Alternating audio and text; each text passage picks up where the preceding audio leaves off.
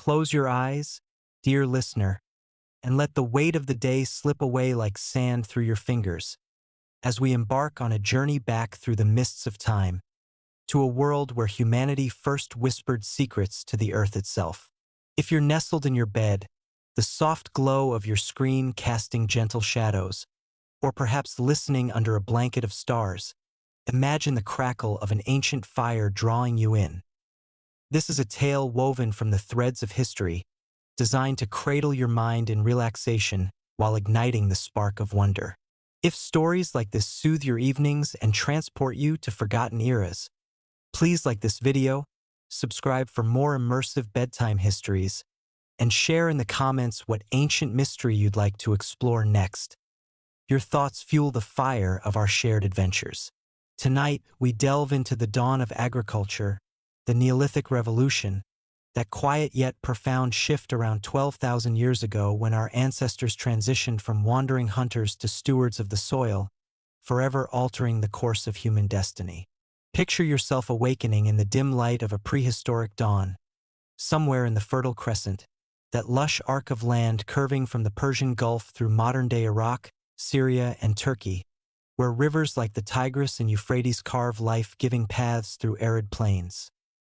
The air is crisp, carrying the faint, earthy tang of dew-kissed soil that clings to your skin like a lover's breath, and as you stir from your bed of woven reeds and animal hides, the chill of the night still lingers, seeping through the rough texture of the hide against your bare arms, making your muscles tense involuntarily, as if the world itself is reminding you of its unforgiving embrace. You are Alara, a young woman of your clan, your hair tangled with the dust of endless travels, your hands calloused from foraging wild grains and berries. The sun is just cresting the distant hills, painting the landscape in hues of amber and gold, where wild grasses sway gently in the breeze, their seed-heavy heads bowing as if in quiet reverence to the awakening day.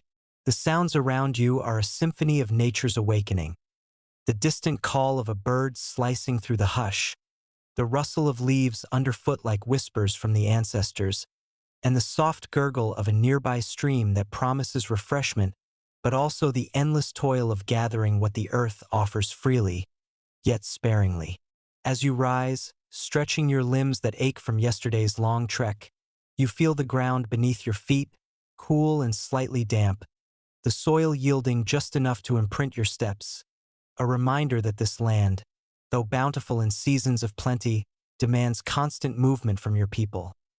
Your clan, a tight-knit group of perhaps 24 souls, elders with weathered faces etched like ancient bark, children with eyes wide as the sky, and hunters like your brother Kale, whose strong frame bears scars from encounters with gazelles and wild boars, has followed the herds and the ripening fruits for as long as stories have been told around the fire. The smell of smoke from last night's embers wafts up, mingling with the sharp, green scent of crushed herbs under your toes, and as you chew on a remnant of dried fig from your pouch, its sticky sweetness bursts on your tongue, a fleeting comfort against the gnawing hunger that often shadows your days, especially in the lean times when the rains fail and the wild yields grow scarce. You pause, listening to the wind sighing through the acacia trees, their thorny branches casting intricate shadows that dance like spirits on the ground. And in this moment, a quiet resolve stirs within you. Today, you will venture farther along the riverbank, seeking the clusters of wild barley and emmer wheat that have sustained your people through generations, their grains nutty and chewy when ground between stones and baked on hot rocks. Walking toward the water's edge, the path familiar yet ever-changing with the seasons, you feel the sun's warmth beginning to chase away the morning's chill, its rays caressing your skin like a gentle hand, contrasting with the cool spray from the stream that mists your face as you kneel to drink. The water tastes clean and mineral-rich, sliding down your throat with a refreshing coolness that awakens your senses fully. And as you scoop handfuls to splash over your arms, the droplets bead on your sun-bronzed skin, evaporating slowly in the rising heat. Nearby, the wild grains stand tall, their stalks rough against your palms as you brush them aside, the seeds scattering lightly with a soft patter like rain on leaves. You gather them methodically, your fingers deft from years of practice, feeling the tiny husks prick your skin, a minor irritation that blends with the deeper ache in your back from bending low. In the distance, you hear the laughter of children from the camp, a melodic counterpoint to the steady hum of insects awakening, and the occasional snort of a wild goat grazing on the hillside, its hooves clacking against stones that echo faintly across the valley. This is your world, Alara, one of perpetual motion, where survival hinges on reading the signs of the land. The bloom of flowers signaling ripe fruits, the tracks of animals leading to fresh kills, and the cycles of the moon dictating when to move on before the earth is stripped bare. But today, something shifts in the rhythm of your routine. As you fill your woven basket with the golden heads of barley, a few seeds tumble to the ground near a spot where the soil is particularly fertile, churned by recent floods from the river, rich with silt that feels soft and nourishing between your fingers, almost alive, as if pulsing with hidden potential. You pause, your breath steady and deep, inhaling the loamy aroma that rises from the disturbed earth, a deep, musty scent laced with the faint decay of fallen leaves, evoking memories of childhood when you watched your mother scatter remnants after meals, only to see green shoots emerge weeks later in unexpected places. Curiosity tugs at you, a quiet whisper amid the symphony of the morning. The birdsong now fuller, layered with the trill of larks and the distant howl of a jackal. And you decide, on a whim born of that innate human spark, to press a few seeds deliberately into the moist soil, covering them gently with a pat of your hand, feeling the cool granules cling to your skin like a promise. What if, you wonder silently, your thoughts drifting like the lazy current of the stream, these tiny vessels of life could be coaxed to grow not just where the wind scatters them, but where we choose, providing sustenance without the endless chase. The idea lingers, warm in your chest like the sun climbing higher, casting a golden haze over the landscape where wild lentils tangle with grasses, their pods rattling softly in the breeze. As the day unfolds, you return to the camp, the basket heavy on your hip, its weight a familiar burden that pulls at your muscles, reminding you of the delicate balance between abundance and want. The air grows warmer, carrying the scent of wild thyme crushed underfoot, its herbal sharpness cutting through the dust raised by your steps. Kale greets you with a nod, his hands stained with the blood of a fresh hare he's skinning, the metallic tang mixing with the earthy smells around you. And as you share the grains, grinding them between flat stones with a rhythmic scrape that echoes like a heartbeat, you recount your small experiment by the river. Sister, he says, his voice low and gravelly, shaped by years of shouting across valleys. The earth gives what it will. We take, we move on. That is the way of our forebears. But in his eyes, shadowed by the fringe of his brow, you see a flicker of intrigue, much like the play of light on the water's surface. And as the clan gathers around the midday fire, flames crackling with pops that send sparks dancing upward like fleeting stars, you weave the idea into the conversation, your words flowing softly, measured, as if tasting each one on your tongue before releasing it into the air. The elders listen, their faces creased like the bark of ancient oaks, skin rough and leathery from countless suns, and one, old Mira, with hair like silver threads cascading down her back, leans forward, her arthritic fingers tracing patterns in the dirt. Her voice, frail yet resonant, carries the weight of stories passed down through generations. Long ago, in the time of the Great Cold, when ice gripped the world and herds vanished like smoke, our people learned to watch the wild things grow. But to bend them to our will, that is a dance with the spirits of the land.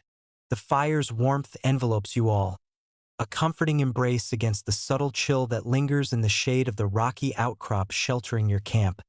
And as you chew the flatbread made from the ground grains, its texture coarse, flavored with a hint of nuttiness and the subtle bitterness of wild herbs, you feel a stirring within, a blend of excitement and trepidation, like the first rumble of thunder on a clear day.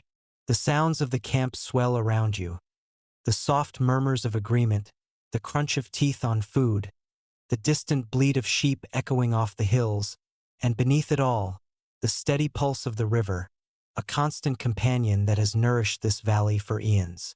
Days turn into weeks, and you return to that spot by the water, your feet tracing the path until it becomes a groove in the earth, worn smooth by repetition. The sun beats down now with more intensity as spring deepens, its heat soaking into your skin, drawing beads of sweat that trace salty paths down your neck, contrasting with the cool rush of air from the stream that cools your flushed cheeks. The seeds you planted have sprouted, tiny green shoots pushing through the soil like defiant fingers, their leaves tender and velvety to the touch, unfurling with a fragility that belies their strength. You kneel, your knees sinking into the damp earth that clings to your hide skirt, feeling the life force humming beneath the surface. And as you water them from a gourd, the liquid splashing with a soothing gurgle, the scent of fresh growth rises, clean and verdant, mingling with the river's mineral freshness. This is no accident of nature. It is the beginning of intention, a subtle shift where human will intersects with the earth's bounty.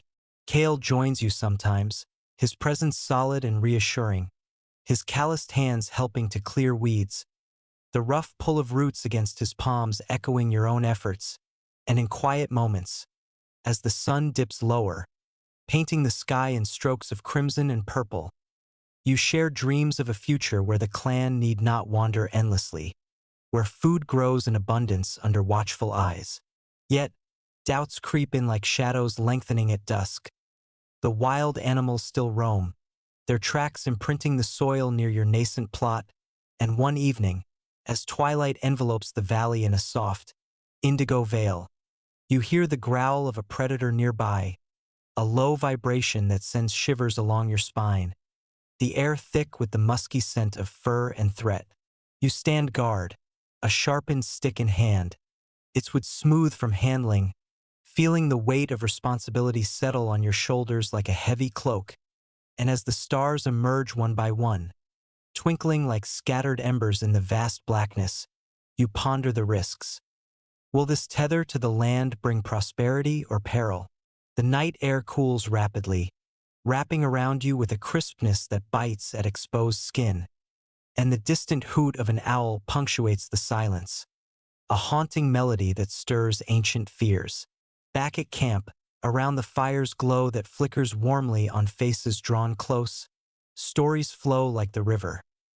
Tales of clans lost to famine when the wild failed them, or of bountiful valleys claimed by floods, the water's roar still echoing in memory.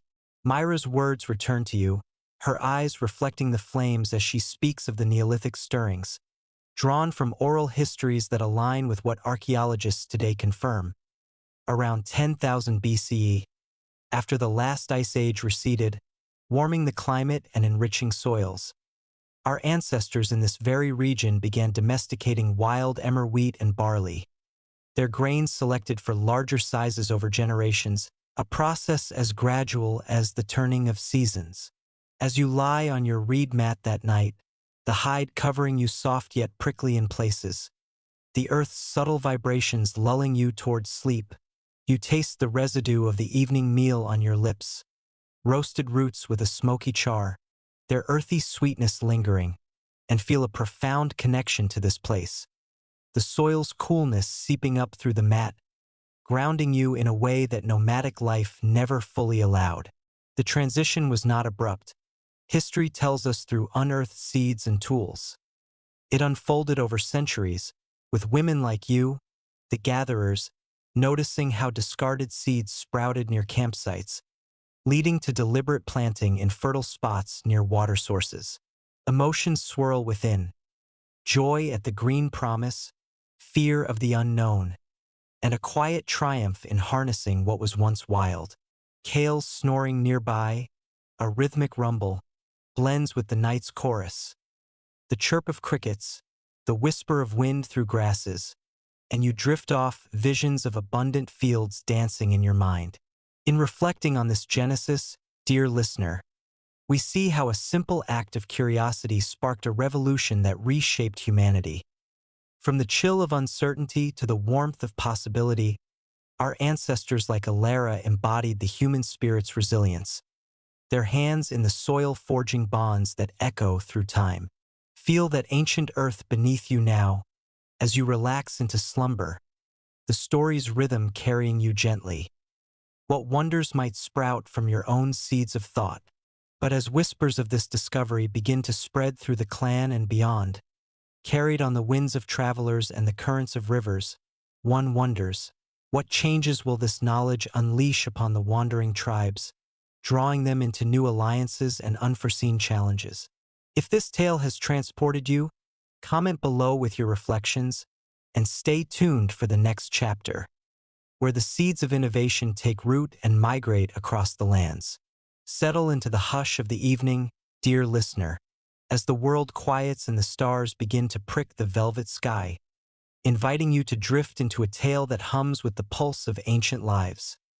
Imagine the scent of wood smoke curling around you, warm and resinous, pulling you gently back to the fertile Crescent, where the seeds of a new era are stirring beneath the earth. If this journey through time soothes your soul or sparks your curiosity, please drop a like, subscribe to keep these stories flowing, and share in the comments what ancient moment you'd love to live through. Your voices weave the tapestry of our shared exploration. Tonight, we follow the ripples of Alara's discovery as they spread beyond her clan, carried by wanderers and whispered in distant camps, a spark that promises to reshape the paths of those who roam. This is the second part of our saga, where the idea of taming the wild earth migrates, like a seed caught on the wind, setting the stage for a world forever changed. The sun hangs low over the valley, its golden light slanting through a haze of dust kicked up by a passing herd of ibex, their hooves drumming a staccato rhythm that fades into the distance, leaving a faint tremor in the earth beneath your feet. You are Alara again, standing by the riverbank where your barley sprouts now stand taller, their green tips swaying like tiny banners in the breeze, brushing your shins with a ticklish softness that contrasts the gritty soil caking your hands.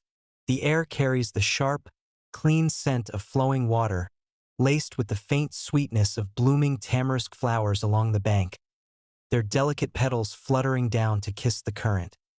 As you bend to inspect the shoots, the damp earth squelches under your knees, cool and yielding, a sensation that grounds you even as your mind soars with possibilities. The river's murmur is a constant companion, its low gurgle weaving through the morning's sounds, the chatter of sparrows darting overhead, the distant bellow of an aurochs, and the soft crunch of your brother Kale's footsteps as he approaches, his leather sandals snapping dry twigs with each stride. His presence, solid as the rocky outcrops framing the valley, brings a familiar warmth, though his brow is furrowed, his dark eyes scanning the horizon where a faint plume of dust rises, signaling travelers approaching your clan's camp. Kale, you call softly, your voice blending with the breeze, tasting the dry dust on your lips as you speak. Do you see them? Strangers, coming from the eastern hills. He squints, shielding his eyes with a hand roughened by spear sharpening, and nods, his jaw tight. The air shifts, carrying the musky tang of sweat and hide from the newcomers. A group of perhaps 10, their silhouettes shimmering in the heat, cloaks of woven grass flapping like wings as they descend. Your heart quickens, a pulse you feel in your throat, for strangers bring stories, sometimes of bounty, sometimes of danger. The memory of last year's raid, when a rival band stole half your stored figs, lingers like the bitter aftertaste of unripe fruit, sharp and lingering on your tongue. You rise, brushing soil from your hands, the grains sticking to your palms like tiny promises, and follow Kale back to the camp, where the fire's embers glow faintly, their smoky warmth a comfort against the uncertainty prickling your skin like the evening's first chill. At the camp, the clan gathers, their murmurs rising like the hum of bees. Children cling to their mothers, their small fingers gripping coarse tunics, while elders like Mira sit on flat stones, their gazes sharp despite the weight of years etched into their skin, which feels like dry parchment under the sun's relentless touch. The travelers, weary but alert, introduce themselves as the people of the red stone, named for the ochre they paint on their bodies, its earthy scent mingling with the dust they've carried from afar. Their leader, a wiry man named Turan, steps forward, his voice gravelly yet melodic, like stones tumbling in the river, as he speaks of their journey from a valley where the grasses grow sparse and the herds have dwindled. "We heard of a clan by the great river," he says, his eyes glinting like polished flint in the firelight, "where the earth yields grain not just by chance, but by will." The words hang in the air, heavy as the smoke curling upward, and you feel the weight of their gazes on you, Alara, the one who pressed seeds into the soil with a quiet hope now spreading like ripples across a still pond. As the fire crackles, spitting sparks that dance briefly before vanishing, you share your story. Not as a boast, but as a gift, your voice steady, measured, like the slow drip of water from a gourd. You describe the barley's growth, the feel of tender shoots under your fingertips, their delicate texture like the skin of a newborn, and the scent of fresh earth that rises each morning, rich and full of life, promising sustenance without the endless chase. The travelers lean in, their faces illuminated by the flickering glow, and you notice Taran's hands, calloused and stained red, clenching and unclenching as if grasping at the idea itself. The air grows thick with anticipation, the smell of roasted lentils from the evening meal blending with the night's coolness, a sharp contrast that makes you pull your hide shawl tighter, its coarse fibers scratching softly against your neck. Mira, ever watchful, adds her voice, recounting ancient tales of seeds sprouting near old camps, her words slow and deliberate, each syllable a pebble dropped into the silence. The earth listens, but it demands care, as a mother does her child. Her wisdom, drawn from oral traditions that echo archaeological findings, evidence of early cultivation in sites like Göbekli Tepe around 9600 BCE, where communities gathered before settling permanently, grounds the moment, tying your small act to a larger tapestry. But not all are swayed. Kale, standing at the edge of the circle, shifts his weight, his spear resting against his shoulder, its wooden shaft worn smooth by years of grip, and his voice cuts through the warmth like a cold wind. This binding to one place, it risks everything. What if the river floods, or beasts trample the chutes? We've survived by moving, not by chaining ourselves to the earth. His words stir unease, a ripple of doubt that you feel in the tightening of your chest, the memory of a lean winter when hunger gnawed like a living thing, the taste of stale roots bitter on your tongue, the sound of children's whimpers haunting the nights. The travelers, too, murmur among themselves, their whispers like the rustle of dry leaves, and you sense the divide. Some see your sprouts as a miracle, others as a gamble against the gods of chance who have ruled your lives for millennia. Days pass, and the people of Red Stone linger, their presence weaving into the rhythm of your camp. You teach them to plant, showing how to press seeds into the soil with a gentle firmness, the earth's cool embrace yielding under your fingers, and you share the trick of diverting stream water with shallow channels, the splash of liquid on dry ground a satisfying gurgle that echoes the river's song.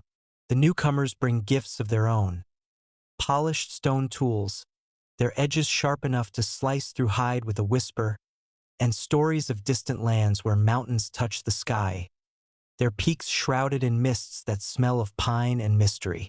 The exchange feels like a dance, tentative yet hopeful, each step a blending of worlds. You taste their strange, smoky tea brewed from unfamiliar herbs, its warmth spreading through your chest, a counterpoint to the evening's chill that nips at your ears as the fire dies down. The sounds of the camp swell with new voices, laughter mingling with the crackle of flames, the soft clink of stones being shaped, and the distant howl of a wolf, a reminder that the wild still watches. Yet tension simmers beneath the harmony. One evening, as the sky burns with streaks of orange and violet, Turan confides in you by the river, his breath visible in the cooling air, carrying the faint scent of the ochre he wears. My people are divided, he admits, his voice low, almost lost in the water's murmur. Some wish to stay, to learn your ways, but others fear losing the freedom of the hunt. His words echo Kale's doubts, and you feel the weight of their choices pressing against you, like the heavy air before a storm, the kind that makes your skin prickle and your heart race. You share your own fears. Nights spent guarding the sprouts, the sound of rustling in the dark making your grip tighten on your stick, the musky scent of predators lingering in the air. But also your hope, born from the sight of green shoots thriving where none grew before, their delicate leaves a testament to human will. History whispers through these moments, as archaeological records from sites like Jericho show early experiments with irrigation and seed selection. Small steps toward domestication that spread through trade and migration, carried by people like Turan's band. As the travelers prepare to depart, their packs heavy with grain and knowledge, you stand with Kale and Mira, watching their figures shrink against the horizon, their red-stained cloaks catching the last light like embers fading into dusk. The air grows colder, wrapping around you like a heavy hide, and the scent of dust settles, replaced by the crispness of nightfall, stars emerging one by one, their light cold and distant yet strangely comforting. You feel the earth beneath your feet, solid yet shifting, and wonder how far this idea will travel, what new hands will touch the soil with purpose. Kale's hand rests on your shoulder, its warmth grounding you, but his silence speaks of unresolved doubts, a tension that hums like the low drone of insects in the night. Mira, her eyes tracing the stars, murmurs, "The seeds you've sown, Alara, are more than plants. They are dreams carried on the wind." Her words linger, heavy with promise, as the camp settles into sleep, the fire's last embers glowing faintly, their warmth a fleeting shield against the vast unknown. Reflect, dear listener, on how a single act ripples outward, touching lives beyond the river's bend, just as your own choices ripple through time. Feel the earth's pulse beneath you now, as you sink into rest, the story's cadence lulling you like a gentle tide. What new paths will open as these travelers carry Alara's discovery to distant lands, and what challenges will arise when the wild earth resists the hands that seek to tame it? If this tale has stirred your imagination, share your thoughts below, and join us for the next chapter, where the seeds of change take root in unexpected places, weaving new patterns in the tapestry of human survival. As twilight wraps the world in a soft embrace, dear listener, imagine yourself seated by a flickering campfire, its amber glow casting fleeting shadows that dance across your closed eyelids, while the distant murmur of a river hums a lullaby that soothes your weary soul. Let the stresses of today dissolve like mist under the sun, and allow this story to carry you back to the ancient fertile Crescent, where the seeds of a new way of life are beginning to sprout. If these immersive tales weave magic into your evenings, please tap that like button, subscribe to journey deeper into history's heart, and drop a comment sharing what ancient spark you'd love to see kindled next. Your voices light the path for our shared exploration. Tonight, we step into the third chapter of our saga, where Alara's clan grapples with the daily rhythms of tending their fledgling crops, a delicate dance of survival that binds them to the land in ways both wondrous and weary, as whispers of their discovery ripple ever outward. The dawn breaks with a gentle blush, the sky streaked with rose and gold, as if the heavens themselves are painting hope across the valley.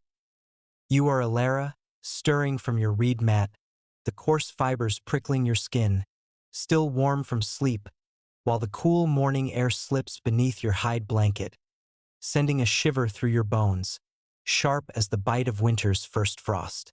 You rise, your bare feet pressing into the earth, its surface damp with dew that clings to your toes, leaving a gritty kiss that grounds you to this place.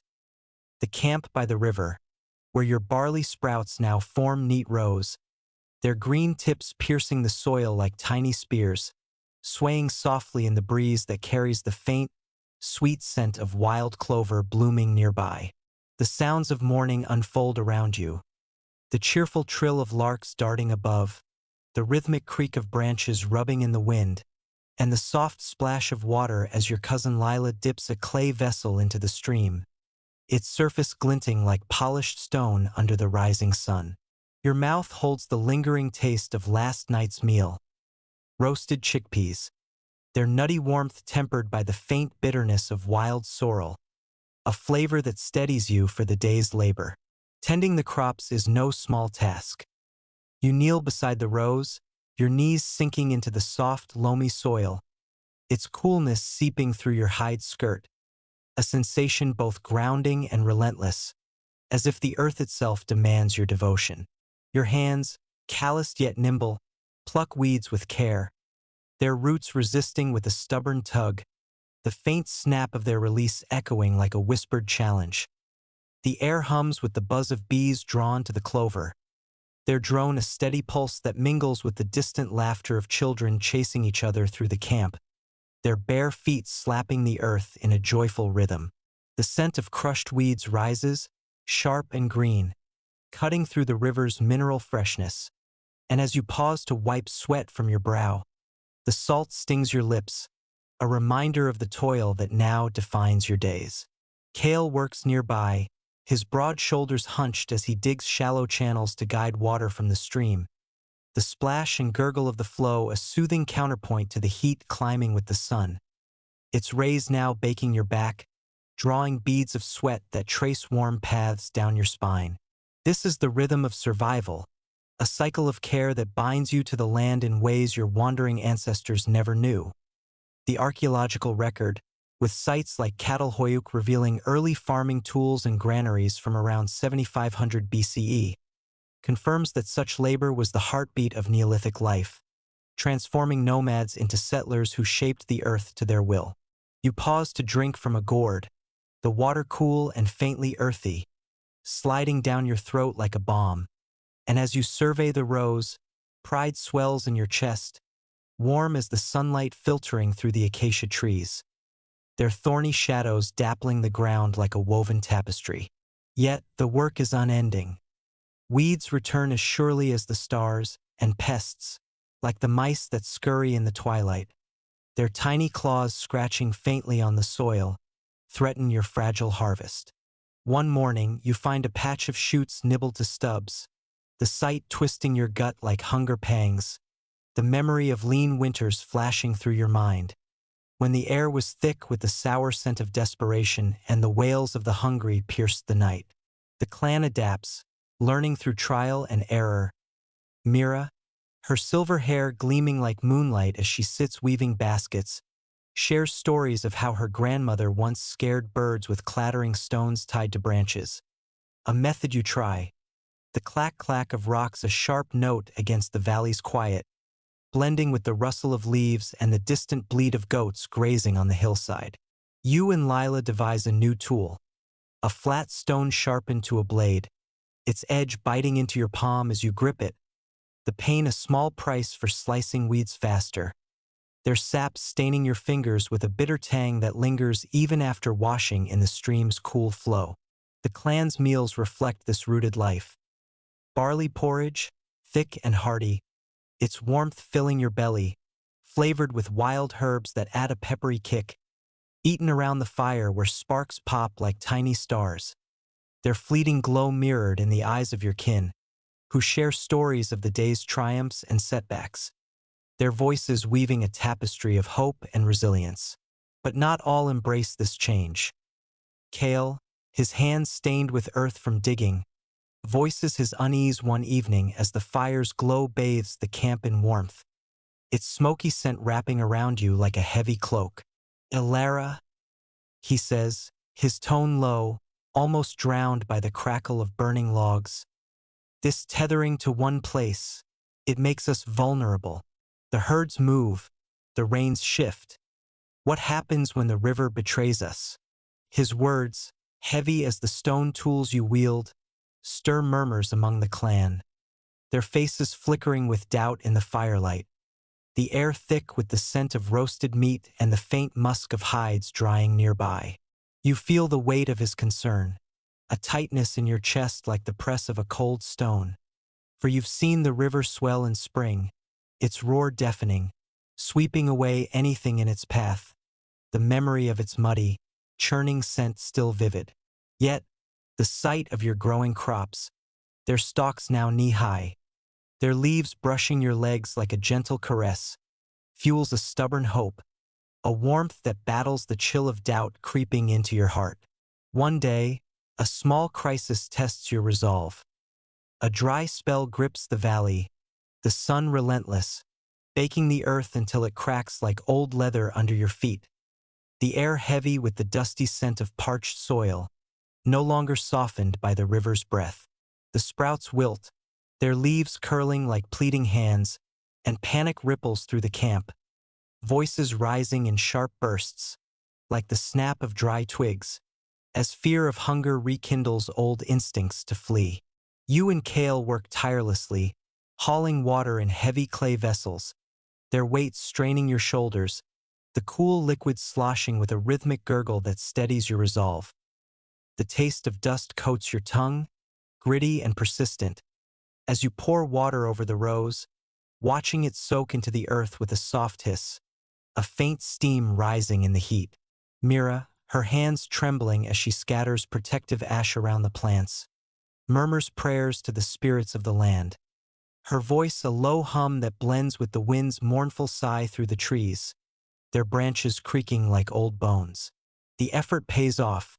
Rain returns, its patter on the leaves a gentle song, the air alive with the petrichor scent of wet earth, rich and life-giving. As the sprouts revive, their green vibrant against the gray of the storm's aftermath. This struggle binds the clan closer, their shared labor a thread weaving through each day. Evenings bring moments of lightness, as children weave flower crowns from clover, their laughter ringing like bells, and Lila sings a melody passed down through generations, its haunting notes floating over the camp, mingling with the crackle of the fire and the distant hoot of an owl. The taste of a rare treat, honey drizzled over flatbread, its sweetness bursting on your tongue, warm and indulgent, lifts spirits, a reminder of the land's gifts when tended with care. History echoes in these moments, as evidence from sites like Abu Huraira shows early farmers adapting to drought with irrigation and communal effort. Their tools and granaries proof of a life rooted in place, sustained by ingenuity. As the season turns, the barley nears harvest, its golden heads heavy, swaying with a rustle like whispered secrets. You walk the rows at dusk, the air cooling, wrapping around you like a soft hide, the scent of ripening grain warm and nutty, promising fullness after months of toil. But questions linger, heavy as the gathering clouds on the horizon. How will the clan store this bounty? And what happens when others, drawn by tales of your success, come not as friends but as rivals? The fire's glow fades, leaving only embers, their faint crackle a reminder of the fragile balance you've struck with the earth. Reflect, dear listener, on the rhythm of this ancient life, where each day's labor is a step toward permanence, yet shadowed by the wild's unpredictability. Feel the earth's pulse beneath you as you drift toward sleep, the story's cadence cradling you like a gentle tide. What new trials await as the harvest looms? And how will the clan's bond hold against the pressures of a changing world? Share your thoughts in the comments and join us for the next chapter, where the fruits of Alera's labor face their greatest test, and the valley becomes a crossroads of cultures. As the night deepens, dear listener, let the soft rustle of your surroundings fade, replaced by the gentle hum of an ancient world calling you back. Picture yourself lying beneath a canopy of stars, their cold light piercing the darkness, while the faint scent of earth and grain lingers in your imagination, grounding you in a story that breathes life into the past. If these tales wrap you in wonder or lull you into calm, please hit that like button, subscribe to keep wandering through history's quiet corners, and share in the comments what ancient struggle or triumph you'd love to witness next. Your words spark the fire of our shared journey. Tonight, we enter the fourth chapter of our saga, where Alara's clan encounters the vibrant collision of cultures, as travelers and neighbors drawn to their thriving crops bring new ways, new tensions, and the first whispers of a world woven together by shared knowledge and clashing dreams. The midday sun hangs heavy in the sky, its heat pressing against your skin like a warm hand, coaxing sweat to bead on your brow as you, Alara, stand amidst the barley rows, their golden heads now ripe, swaying with a soft rustle that sounds like a chorus of hushed voices. The air is thick with the sweet, nutty aroma of mature grain, mingling with the sharp tang of wild mint crushed underfoot, a scent that sharpens your senses as you survey the field. Its expanse a testament to months of labor, the soil beneath your feet cracked but rich, its warmth seeping through your toes like a quiet promise. The river nearby glints, its surface catching the light in fractured sparkles, its steady gurgle a counterpoint to the buzz of cicadas and the distant bleat of goats grazing on the hillside, their hooves clattering faintly on loose stones. Your hands, roughened by work, brush against the barley stalks, their dry husks prickling your palms, a sensation that feels both triumphant and fleeting, as if the harvest itself whispers of its fragility. Today, the camp buzzes with new energy. A band of travelers, different from the people of red stone, has arrived from the northern hills, their cloaks woven with vibrant patterns that shimmer like the river under sunlight, their voices carrying a lilting cadence that weaves through the air like a strange, melodic thread. You notice their leader, a woman named Sura, her hair braided with colored cords, her skin dusted with the fine silt of distant trails, and as she steps forward, the jangle of bone beads at her waist adds a rhythmic clink to the camp's soundscape, blending with the crackle of the central fire where a pot of lentils simmers, its earthy aroma laced with unfamiliar spices that tickle your nose, sharp and exotic. Sura's people bring gifts. Clay vessels etched with swirling patterns, their surfaces smooth yet cool to the touch, and dried fruits unlike any you've tasted, their tangy sweetness bursting on your tongue with a hint of something floral, like a memory of far-off meadows. In return, you share your barley, showing them the rows, the way the stalks bend under their own weight, and the method of threshing, beating the grain with flat sticks, the thwack echoing like a drumbeat, releasing clouds of chaff that catch the breeze and dust your skin with a fine, itchy powder. This exchange is more than trade. It's a meeting of worlds, a collision that sparks both wonder and unease. Sura speaks of her people's ways, her voice rich and deliberate, like the slow pour of honey. In our valleys, we grind roots into flour, mixing it with water from sacred springs, and bake it on stones heated by fire. The taste is like the earth itself, heavy with life. Her words paint pictures, and as you listen, seated on a woven mat that scratches softly against your legs, you imagine her homeland, where mists curl around hills and the air smells of pine and damp stone, a contrast to the dry warmth of your valley, where the sun bakes the earth until it cracks like old hide. You offer a taste of your barley porridge, thickened with wild herbs, its warmth spreading through your chest as you eat together, the fire's glow casting shadows that flicker like spirits on the faces around you. The northerners' songs follow, their voices rising in a haunting melody, notes weaving through the night air like threads, accompanied by the soft tap of a drum made from stretched hide, its beat pulsing like a heartbeat, stirring memories of your own clan's chants, though yours are simpler, tied to the rhythm of the river. Yet, this blending of cultures brings friction. Kale, ever wary, watches from the edge of the circle, his spear leaning against his shoulder, its wooden shaft warm from his grip, and his voice, when he speaks, cuts through the warmth like a cold current. Their ways are not ours, Alara. They take our grain, our knowledge, but what do they leave us? Strangers bring change, and change brings risk. His words echo the unease of others, like young Torin, a hunter whose hands fidget with a flint knife, its edge glinting in the firelight, his eyes narrowing as he tastes the northerner's strange fruit, its unfamiliar tang lingering like a question on his tongue. You feel the tension, a tightness in your shoulders, as if the air itself grows heavy with the scent of smoke and uncertainty. And you recall Myra's tales of old rivalries, when clans fought over hunting grounds, the clash of spears ringing like thunder, the metallic scent of blood mingling with the dust. History whispers here, too.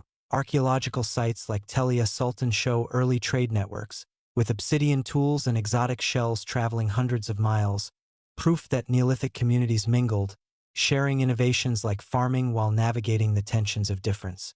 The days with Sura's people are a dance of learning and caution. You teach them to plant, guiding their hands to press seeds into the soil, the cool earth yielding under their fingers, while they show you how to weave reeds into tighter, stronger baskets, their fibers smooth yet firm, the act repetitive and soothing, like a chant. The air fills with new sounds. Their laughter, bright and unfamiliar, blending with the rustle of reeds and the splash of water as children from both groups play by the river, their shouts echoing off the rocks. You taste their spiced tea, its warmth spreading through you like a slow fire, contrasting the cool night air that nips at your ears, and you marvel at their stories of stars guiding their travels, different from your own tales of the moon's cycles. But not all is harmony. One evening, a misunderstanding flares. Torin accuses a northerner of taking a stone tool, his voice sharp, slicing through the camp's chatter like a blade, and the air grows thick with the musky scent of tension. The fires crackle suddenly louder, as if amplifying the moment. Sura steps in, her calm words smoothing the rift, but the incident lingers, a shadow cast by the firelight, reminding you that trust is fragile, like the delicate barley stalks that bend under a strong wind. As the northerners prepare to leave, their packs laden with grain and new knowledge, you stand with Kale and Mira, watching their colorful cloaks fade into the dawn's mist, the air cool and heavy with the scent of dew-soaked earth, the distant call of a heron piercing the quiet. The exchange has left its mark. New tools rest in your hands, their weight unfamiliar yet promising, and new flavors linger on your tongue, a reminder of worlds beyond your valley. But Kale's words echo in your mind, and as you touch the barley, its husks rough against your fingertips, you wonder, what happens when more come, drawn by the promise of your harvest, bringing not just gifts but demands? The river's murmur seems to carry a warning, its flow steady yet unpredictable, and Mira, her eyes tracing the departing figures, murmurs. The earth binds us, but it also draws others, like moths to a flame. Her voice, frail yet resonant, lingers in the air, heavy with the weight of prophecy. Reflect, dear listener, on this meeting of worlds, where the sharing of knowledge weaves new threads into the fabric of existence, yet frays others with the pull of difference. Feel the warmth of that ancient fire in your heart as you sink into rest, this story's rhythm cradling you like a gentle breeze. What will happen when the valley becomes a crossroads? And how will Alara's clan navigate the delicate balance of generosity and survival?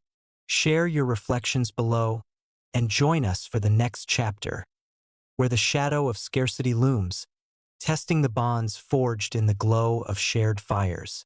As the world around you softens into the quiet embrace of night, dear listener, let the gentle flicker of your imagination carry you to a distant valley where the air hums with the weight of change. Picture yourself cradled by the earth itself, its cool touch seeping through your resting place, while the faint crackle of a long-ago fire whispers stories of struggle and survival. If these tales wrap you in a cocoon of wonder or ease you toward dreams, please press that like button, subscribe to wander deeper into history's folds, and leave a comment with the ancient challenge you'd love to explore next.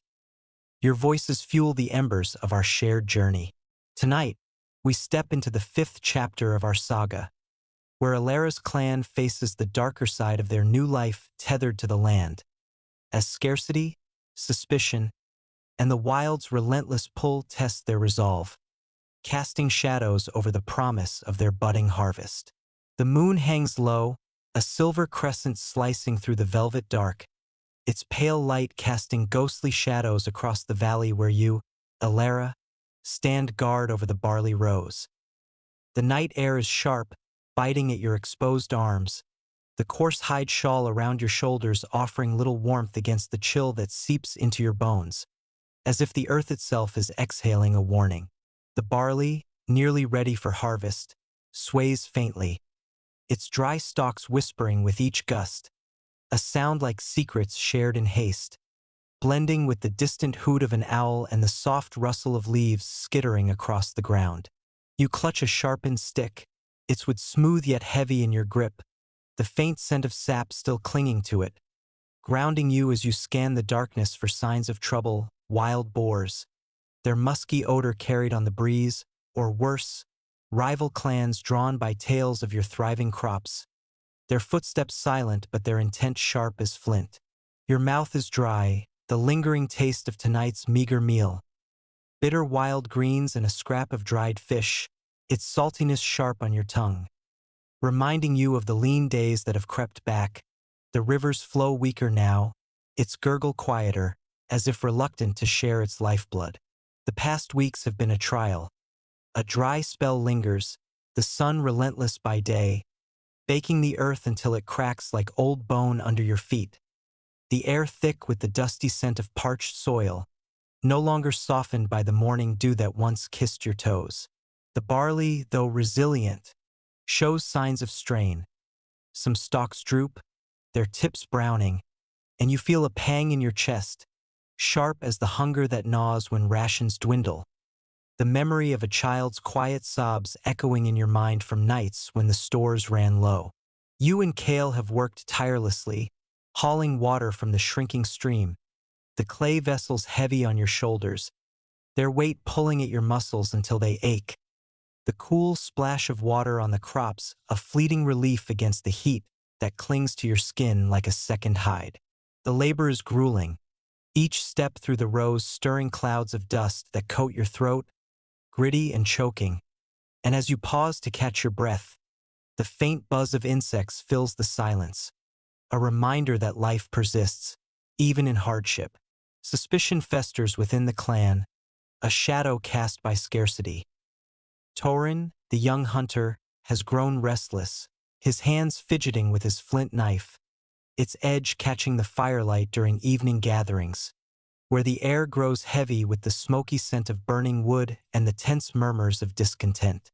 "Why do we toil for plants that may fail us?"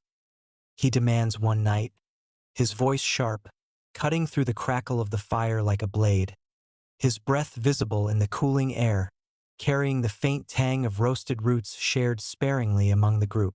You feel the weight of his words, a pressure in your temples, for you've seen the tracks of strangers near the river.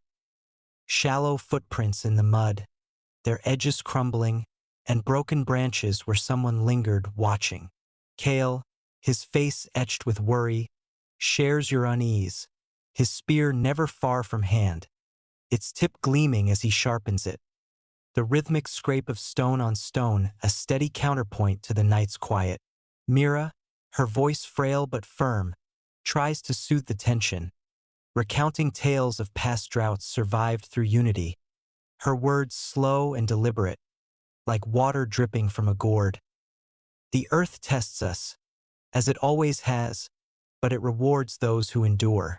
Her stories, rooted in oral traditions that align with archaeological evidence from sites like Ain Ghazal, where early farmers faced climate shifts around 8000 BCE, remind you that this struggle is not new, yet the fear feels raw, a cold knot in your gut. One evening, the threat becomes real. As twilight paints the sky in hues of violet and amber, A group of strangers emerges from the hills, their silhouettes stark against the fading light, their cloaks tattered, their faces gaunt with hunger that mirrors the hollow ache you've known in lean times. Their leader, a man named Gavin, speaks with a voice rough as gravel, his words punctuated by the clink of bone ornaments at his belt.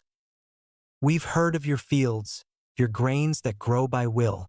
Share them or we take what we need." The air thickens, heavy with the musky scent of unwashed bodies and the tension that crackles like the fire behind you. Its warmth a faint shield against the chill of fear creeping up your spine.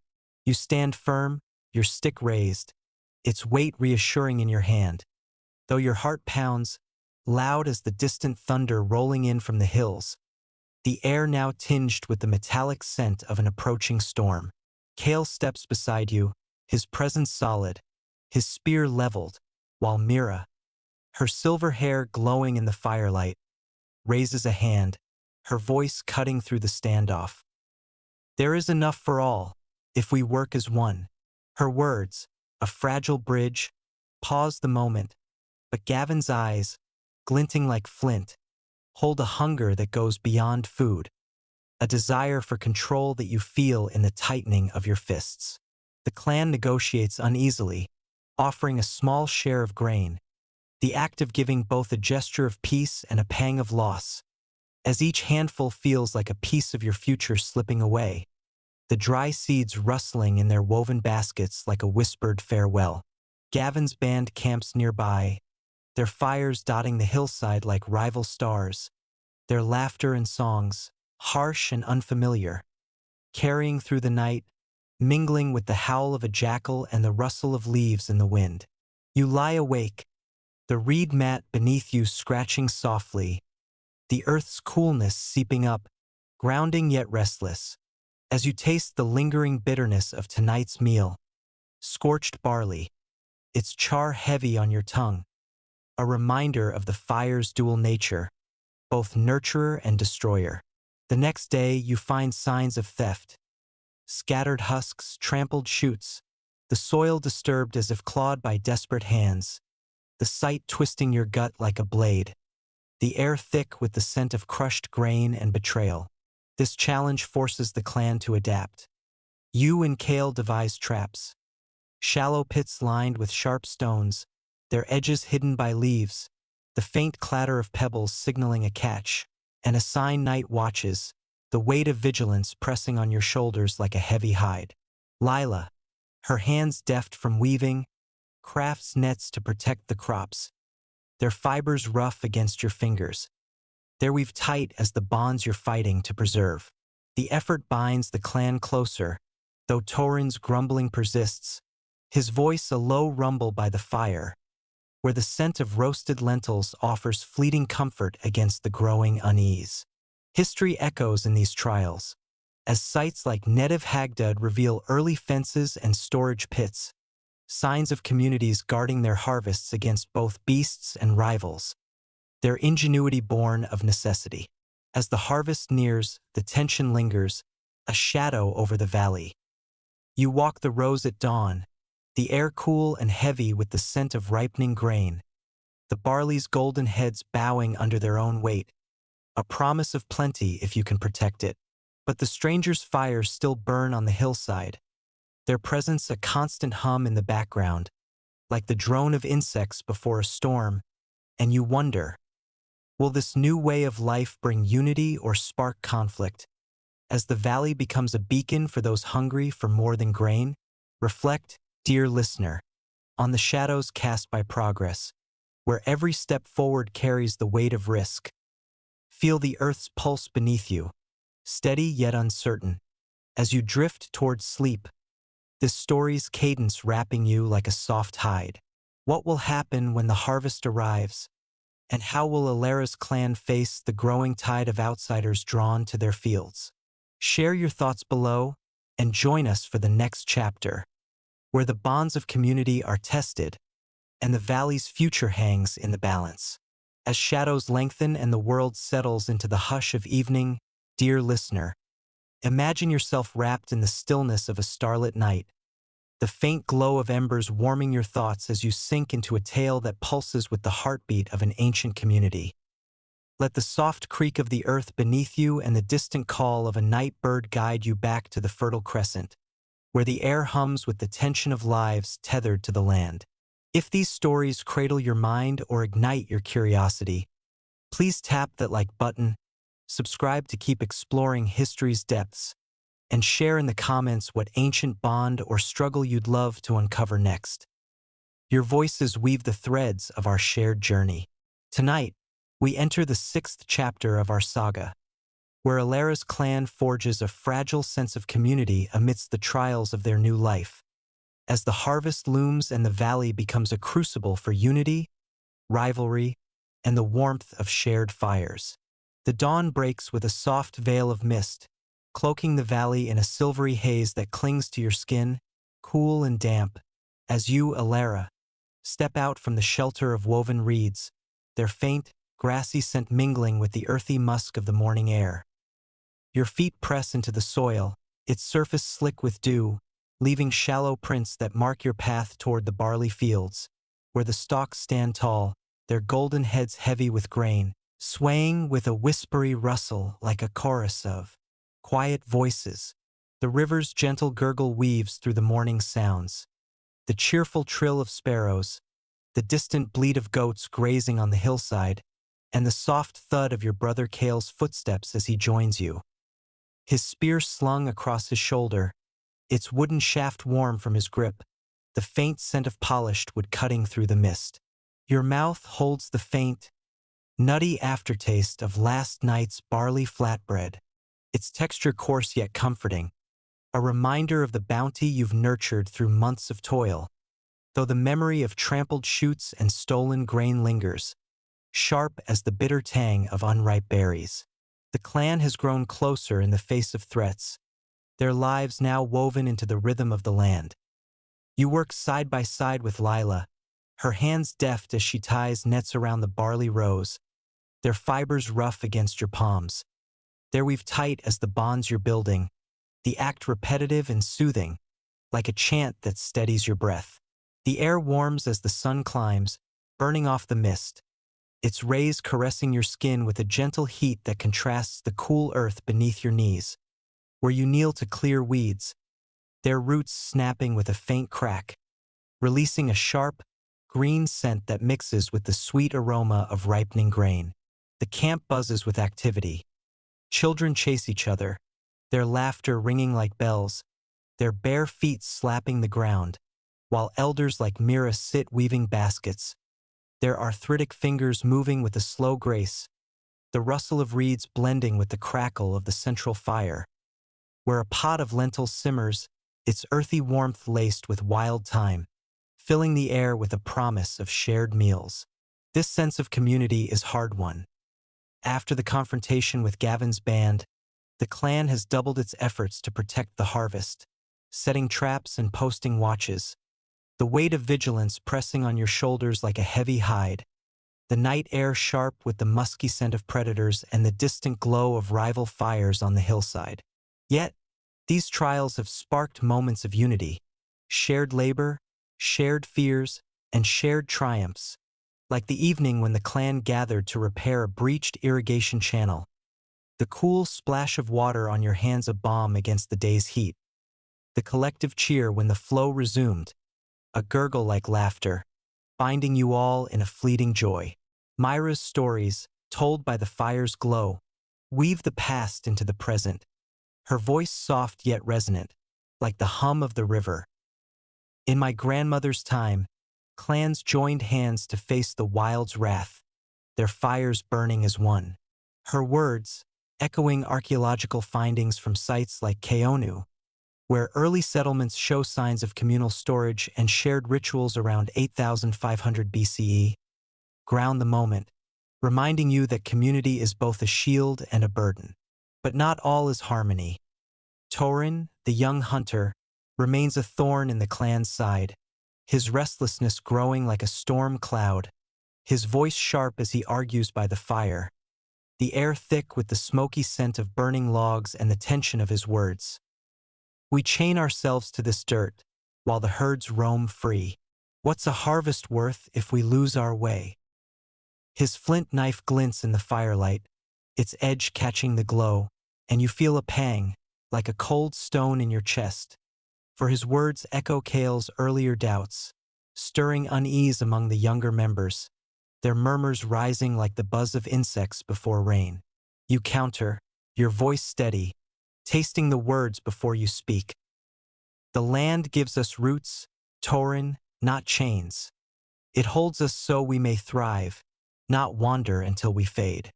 The debate lingers, heavy as the night air, and as you lie on your reed mat later, its fibers scratching softly, the earth's coolness seeping up, you taste the residue of the evening's meal. Roasted roots, their smoky char lingering, and feel the weight of leadership settling on you. A mantle both warm and heavy. A new ritual emerges, binding the clan closer. One evening, as the sky burns with streaks of crimson and gold, you propose a harvest festival, a night to honor the earth's gifts and the hands that tend them. The clan gathers around a great fire, its flames leaping high, casting warmth that wraps around you like a soft hide. The air alive with the crackle of burning wood and the rich scent of barley porridge laced with honey, its sweetness bursting on your tongue, a rare indulgence that draws smiles even from Tauren. Lila leads a song, her voice soaring like a bird, weaving through the night, accompanied by the soft tap of a drum made from stretched hide, its rhythm pulsing like the valley's heartbeat. Children weave flower crowns from clover, their petals soft against your fingers, their fragrance mingling with the smoky air. And as you dance, your feet stomping the earth in time with the beat, the ground vibrates beneath you, solid yet alive, a partner in this fleeting joy. The stars above glitter, their light cold yet constant, a reminder of the world's vastness. And for a moment, the fears of scarcity and strangers fade, drowned by the warmth of shared laughter and the taste of hope. Yet, the hillside fires of Gavin's band still burn, their glow a distant threat, and whispers of other clans gathering nearby reach your ears, carried by traders whose voices hum with tales of fields like yours, their words sharp with envy, the air tinged with the dusty scent of their travels. You stand with Kale at dawn, the mist curling around you, cool and damp, as you survey the barley, its golden heads ready for harvest, the promise of plenty tempered by the risk of loss. Mira, her silver hair catching the first light, murmurs, "The earth binds us, Alara, but it also calls others, and not all come with open hands." Her words hang heavy, like the clouds gathering on the horizon, their shadows promising rain or ruin. Reflect, dear listener, on the fragile warmth of community, built through shared toil and tempered by shared fears. Feel the earth's steady pulse beneath you, as you drift towards slumber, this story's rhythm cradling you like a gentle tide. What will happen when the harvest arrives? And how will the clan's unity hold against the growing tide of outsiders drawn to their valley? Share your thoughts below, and join us for the next chapter, where the fruits of Alara's labor face their greatest test, and the echoes of their choices ripple through time as the veil of night draws close. Dear listener, let your breath slow to the rhythm of a distant river, its gentle flow echoing in your mind as you sink into a tale woven from the threads of ancient lives. Imagine the weight of a woven reed mat beneath you, its faint grassy scent mingling with the cool earth, pulling you back to a valley where the seeds of change are ripening under a watchful sky. If these stories cradle your thoughts or spark your dreams, please tap that like button, subscribe to wander further into history's embrace, and share in the comments what ancient legacy you'd love to explore next. Your voices light the path of our shared journey. Tonight, we step into the 7th chapter of our saga, where Alara's clan reaps the fruits of their labor, reflecting on the profound shift from wandering to rootedness, as the harvest reveals both the bounty and the burdens of their new way of life. The sun rises slowly, painting the valley in a golden haze, its warmth kissing your skin as you, Alara, stand amidst the barley fields, their golden heads bowing under the weight of ripened grain, each stalk whispering with a dry rustle that blends with the morning's chorus. The cheerful trill of larks, the distant clatter of goat hooves on rocky slopes, and the soft gurgle of the river, its flow weaker now but still life-giving, its mineral scent sharp in the cool air. Your hands, roughened by months of toil, grip a flint sickle, its edge biting into your palm, the faint sting grounding you as you begin the harvest, slicing through stalks with a rhythmic swish, the sound sharp yet satisfying, like a song of completion. The air is thick with the nutty aroma of cut grain, mingling with the dusty tang of chaff that clings to your sweat-dampened skin, a gritty reminder of the labor that has tethered you to this place. Your breath catches, a mix of pride and exhaustion. As you pause to wipe your brow, the salt stinging your lips, the taste a faint echo of the sea your ancestors once wandered near. The harvest is a communal effort, binding the clan in a dance of purpose. Lila moves beside you, her sickle flashing in the sunlight, her laughter bright as she tosses a handful of grain into a woven basket, its fibers rough against your fingers as you help stack the bundles, their weight a testament to months of care. The children scamper through the rows, their bare feet kicking up clouds of dust, their giggles ringing like bells, while elders like Mira sit nearby, sorting grain with arthritic hands, their movements slow but precise, the faint clink of seeds against clay bowls blending with the fire's crackle. Where a pot of lentils simmers, its earthy warmth laced with wild herbs, filling the air with a promise of nourishment. Kale, his broad shoulders glistening with sweat, hauls bundles to the camp, his spear set aside but never far, its wooden shaft warm from the sun. A silent reminder of the threats that linger, Gavin's band, their fires still burning on the hillside, and whispers of other clans circling closer, drawn by tales of your bounty, their footsteps muffled but their intent sharp as the flint in your hand.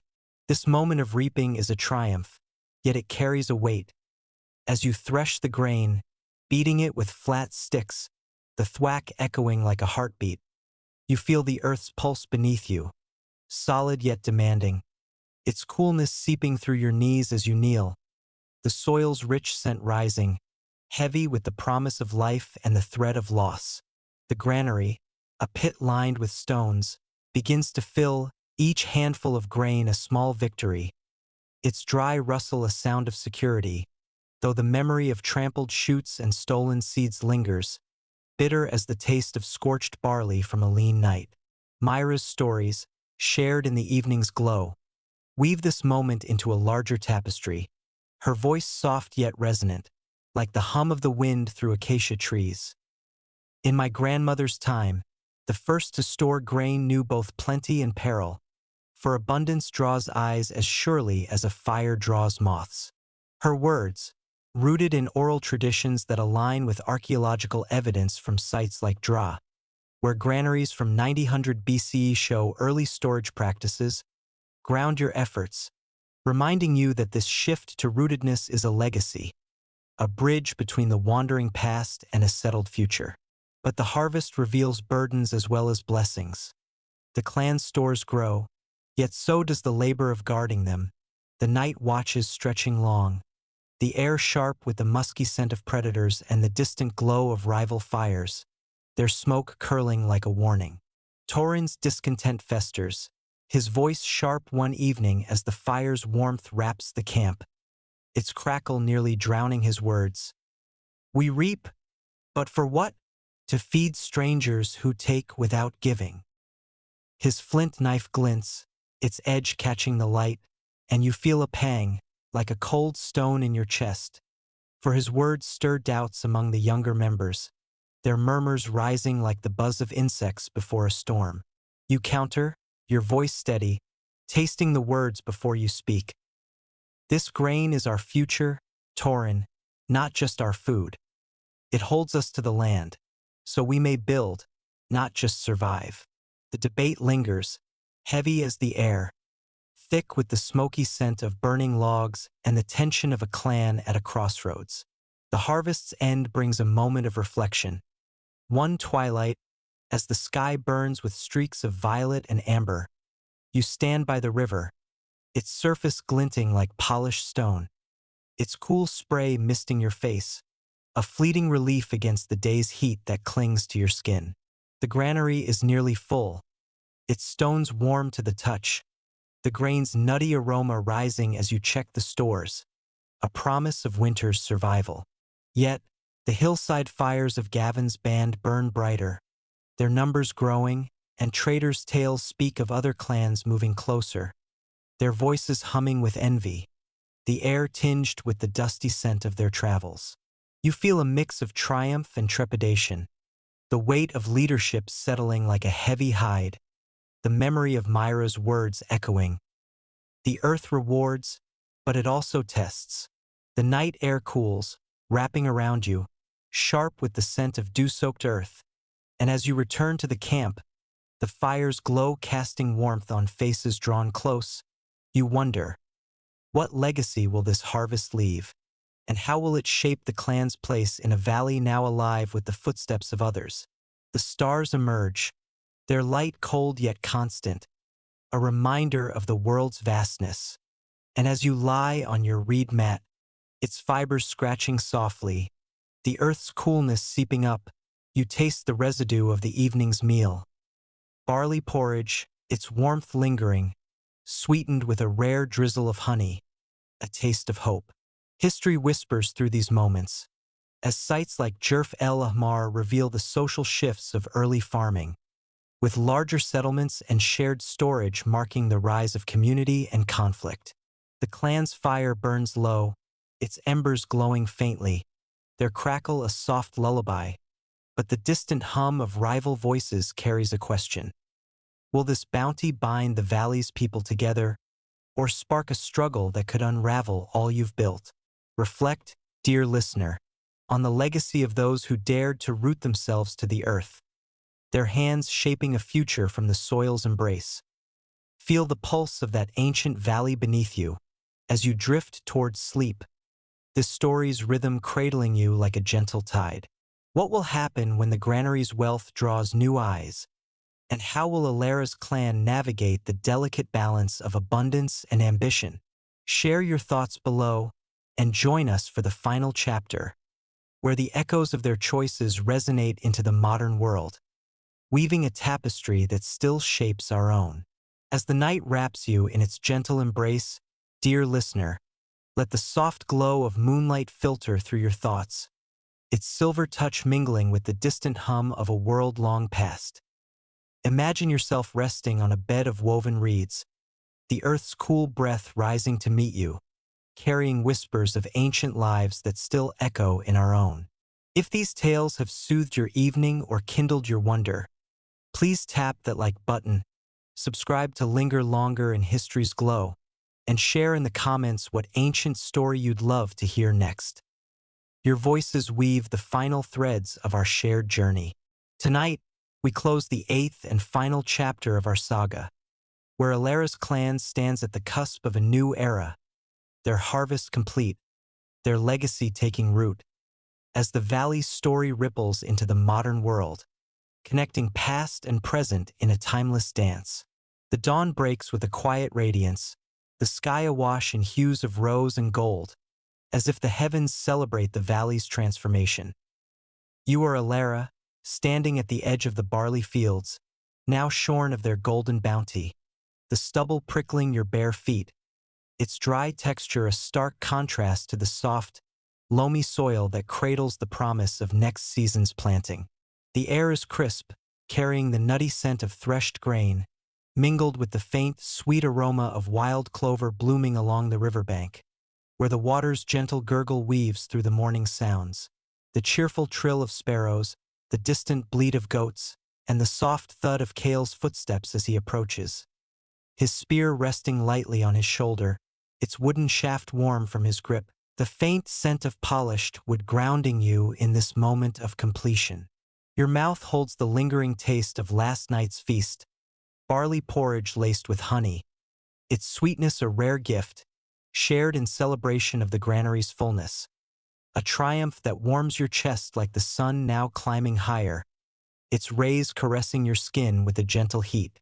The harvest has reshaped the clan, binding them to the land in ways your wandering ancestors could scarcely imagine. The granary, a pit lined with smooth stones, brims with grain, its dry rustle a sound of security as you run your fingers through the seeds. Their cool, hard surfaces a testament to months of toil, the air thick with their earthy aroma, a promise of winter's survival. The camp buzzes with new rhythms. Lila weaves baskets tighter than ever, their fibers rough yet strong against your palms, while children play among the stubble, their laughter ringing like bells, their small hands clutching flower crowns woven from clover, their petals soft and fragrant. Mira, her silver hair catching the sunlight like a halo, sits sorting seeds for next planting, her arthritic fingers moving with a slow grace, her voice soft as she hums an ancient tune, its melody weaving through the air like a thread, blending with the fire's crackle where a pot of lentils simmers, its warmth laced with wild thyme, filling the camp with the scent of home. This rooted life has forged a community, yet it has not come without cost. The threat of Gavin's band lingers, their fires now fewer but still glowing on the hillside, their presence a low hum in the background, like the drone of insects before a storm. One morning, a tense encounter unfolds. A small group from their band approaches, led by a young woman named Rhea, her face gaunt but her eyes bright, her voice steady as she speaks. We seek not to take, but to learn. Our valley starves, but your ways could save us. The air grows heavy, thick with the smoky scent of the camp's fire and the musky tang of unwashed travelers, and you feel a flicker of hope, tempered by caution, like the cool touch of the river against your skin after a day's heat. Kale, his spear lowered but ready, nods warily, while Mira steps forward, her words slow and deliberate, like water dripping from a gourd. The earth gives to those who give in return. Join us and we'll tend it together. The agreement is fragile, a bridge built on shared need, and as Rhea's group joins the clan, their hands press seeds into the soil, the cool earth yielding under their fingers, a shared act that binds them to your valley, the scent of fresh-turned soil rising like a vow.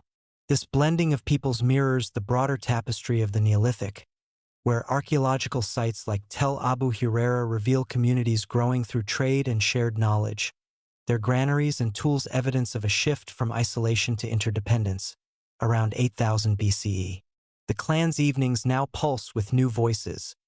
Rhea's people share stories of distant hills, their words painting pictures of mist-shrouded peaks, the air alive with the scent of pine and the sound of rushing streams, a contrast to your valley's dusty warmth.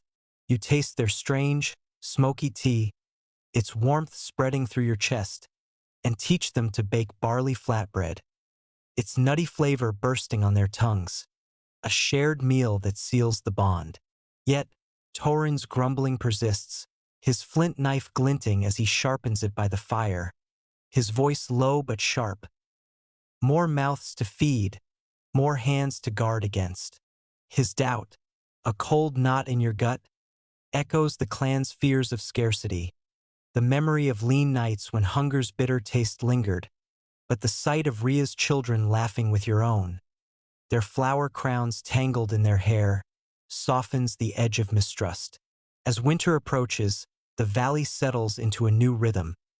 The granary sustains the clan, its stores rationed carefully, each handful of grain measured with a reverence that feels sacred, the dry seeds rustling like whispered prayers. The fire's glow becomes a nightly ritual, its warmth wrapping the clan like a heavy hide, the air thick with the scent of roasted roots and the sound of shared songs, their melodies weaving past and present into one. You stand by the river one evening, its surface reflecting the stars like scattered embers, its cool spray misting your face, a fleeting relief against the night's chill. The valley, once a stop on a wandering path, is now home, its earth imprinted with your steps, its bounty a legacy for those who follow. Myra's words echo, her voice frail yet resonant. The seeds you've sown, Alara, have rooted more than grain. They've planted a future.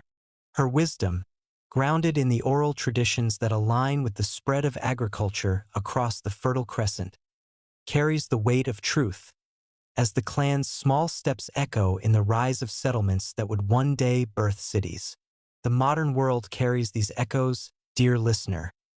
The bread you eat, the fields you pass, the communities you build, all trace back to those first hands that pressed seeds into the soil, their touch lingering in the grains we grind today, their songs faintly heard in the hum of our shared lives.